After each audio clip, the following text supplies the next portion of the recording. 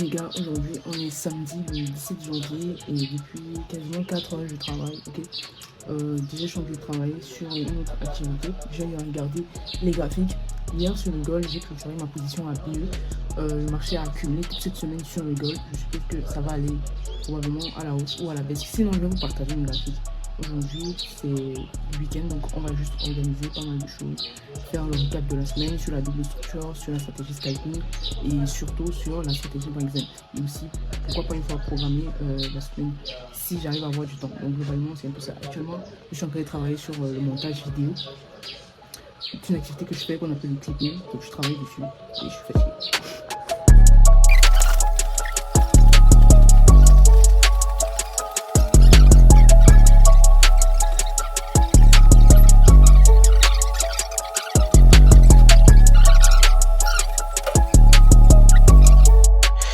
Ok, on va commencer. Je clique d'abord ici, puis je viens là. Ok, bon, on va faire le tour de tous les actifs que j'ai eu à travailler cette semaine. Ok, les prises de position que j'ai eu à faire et les analyses que j'ai eu à faire en fait toute la semaine. C'est vrai que j'ai partagé beaucoup de scalp. Mais en dehors de ça, j'étais aussi avec ma stratégie Brexen et aussi ma double structure que je continue de travailler en démo. Alors on va commencer ici avec le gold. Sur le gold, ici j'ai eu à prendre un trade avec la stratégie Brexen et on a fini en fait à BE. Ok, on a fini à BE sur le trade en question. Parce qu'on peut voir que depuis lundi, le gold range, on a un support et une résistance où le prix range énormément. Du coup, on n'a pas pu traverser ce range là. Peut-être en semaine, c'est-à-dire la semaine prochaine, on aura un vrai mouvement du gold. Donc j'ai clôturé ma position quelque part ici à BE et maintenant à cause des commissions, je me suis pris un stop de moins 4$ sur la position à cause à cause des commissions. Vu que quand on fait le swing, il y a les commissions qui s'appliquent. Sinon, je pourrais terminer très bien en positif s'il n'y avait pas de commission ou à BE, c'est-à-dire à $0 de gold. Donc voilà un peu ce qu'il y a déjà eu sur le gold et c'est le seul trade que j'ai eu à prendre sur la stratégie Brexen parce que je risquais déjà énormément, je risquais plus de 2% sur le trade à cause de la taille du stop. C'est comme ça que la stratégie Brexit est, du coup, bon, on peut pas faire autrement. Maintenant, on va passer à la stratégie. Maintenant, on va passer sur l'US30. Là, on est sur l'US30. L'US30, j'ai eu à avoir un setup, mais je l'ai pas pris parce que j'avais déjà pris un trade sur le gold et j'ai risqué énormément.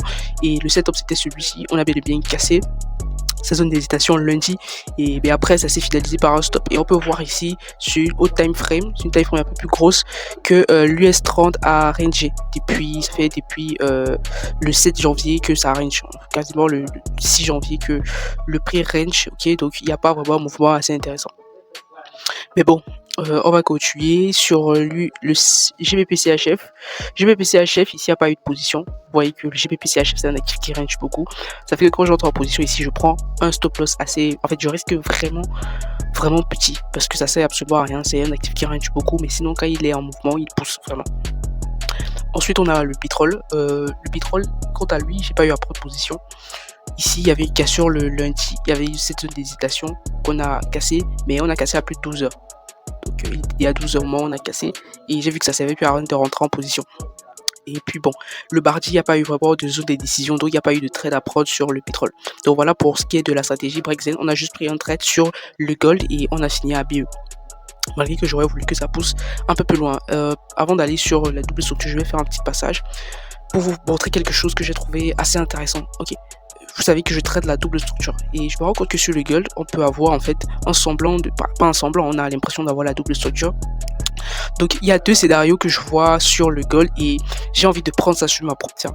Maintenant, je ne sais pas si la double structure fonctionne très bien sur le gold, c'est quelque chose que Benjamin n'a pas eu à prouver. Il a plus travaillé la double structure sur le forex. Mais bon, je peux pas partir du fait que si ça marche sur le forex, ça marche sur le gold, ça ne se fait pas. Mais je crois que je vais observer et peut-être prendre le risque de prendre le trade. Parce que ici, on voit bien qu'on a une trendline et une accumulation.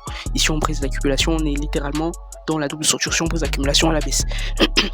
Par contre, si on brise l'accumulation à la hausse, je vais appliquer la stratégie tricycle de Benjamin sur ma propre firme en question. C'est vrai que je voulais prendre une autre propre firme pour ça. Mais bon, je vais observer juste. Et voici, ça vaut le coup de prendre le trade. Que ça soit à la hausse, c'est-à-dire appliquer la stratégie tricycle, ou à la baisse, c'est-à-dire appliquer la double structure sur le gold. Je disais tantôt, je ne sais pas si je vais appliquer ici la double structure sur le gold, mais je vois que on a un très beau setup. Je dirais même en H1, littéralement, c'est assez intéressant. Mais bon, je vais attendre et on verra. On verra bien. Si le prix part à la baisse, mais s'il continue à la hausse, bon, il n'y a pas de problème. Donc voilà pour ce qui est du Brexit et ce que j'ai pu observer sur le gold. Ensuite, on va passer à la double structure. Les trades que j'ai eu à prendre, notamment il y a le GBP CHF, GBP USD, pardon. C'est en H2. Ok, j'ai pris position à ce niveau.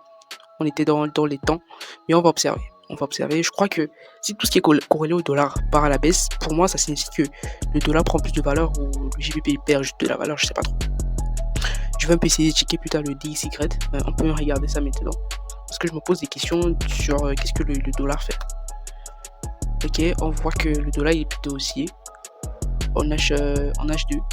On passe sur... on peut dire que c'est... On peut dire ici qu'on a aussi une double structure là. Donc on peut voir que là on a une zone de cassure de structure à ce niveau-ci. Donc on peut avoir une double structure aussi sur le DXY. Bref, je ne traite pas le DXY, ok, c'est juste pour comprendre ce qui se passe sur le dollar. Je vois que le dollar risque d'être extrêmement haussier. Ça veut dire que momentanément le gold et tout ce qui est corrélé en fait au dollar peut être baissier. Parce qu'on peut voir très bien ce mouvement, c'est assez intéressant. Mais bon, donc j'ai pris une vente sur le GBP USD. On part littéralement chercher les 3.5 de RR. On a cette accumulation et cette trendline. Ensuite, on a l'euro USD où j'ai pris une vente depuis. Ok, j'ai pris une vente quelque part ici. Attendez, je crois pas, c'est pas à quelle heure il était. Il était 2 heures. Il était 2 heures. C'est vrai que ça ne correspond pas à l'heure que Benjamin donne pour prendre position, c'est-à-dire entre 8h et 22h. Bon, moi je me dis que s'il donne cet horaire là, c'est justement du fait que la nuit on dort. Il prend des positions la nuit, c'est pas toujours évident. Que bon, moi je suis souvent debout très tôt, donc moi j'ai préféré prendre les trades, déjà que ça a respecté très bien. Et on voit bien comment on est en train de descendre. Je l'ai pris le 5 janvier. Donc le stop loss, je l'ai mis au-dessus de ce high qui est venu briser ce low. Donc actuellement on va voir si le prix va continuer à pousser. Ensuite on passe à l'AUDCAD. C'est un trade que j'ai pu observer avec un abonné, mais bon on n'a pas pu prendre le trade pour le moment. On attend la confirmation. Ici c'est un trade que j'ai quand même pris, mais je ne sais pas si c'est IDEA ou bien je suis bien entré parce que l'euro CHF dérange un peu depuis un bon bout de temps. J'avais pris un trade ici, on m'a sorti. Bon, ici je suppose qu'on va me sortir, je sais pas. Ensuite il y a ce trade sur l'USD JPY, je crois que c'est en M30. Ici c'était ce vendredi. Donc on est rentré, je suis rentré et j'attends. On voit juste que le trade le marché va faire. Pour l'euro AUD, ici on m'a stoppé. C'est le stop que j'ai pris. Je crois que je suis un peu rentré sur ceci. Je pense que j'ai risqué moins sur cette transaction parce que l'accumulation était très faible. Potentiellement on aurait pu prendre peut-être cette accumulation, mais je la voyais pas comme une accumulation. Sinon je vais bien m'asseoir et revoir le trade si j'avais fait une bonne analyse ou pas. On continue avec l'AUDCHF où le prix a décidé de continuer à la hausse. Donc ça c'était un actif que je travaillais pour montrer un peu comment est-ce qu'on pouvait avoir une zone psychologique. Donc c'est cycle là, c'était juste pour ça. Mais sinon le prix ne nous a pas donné une opportunité d'entrée. On continue. Ok, on continue avec l'USDCAD. C'est une opportunité en H2 je crois ou H4. Il faut savoir que je note les temporalités pour éviter de réfléchir.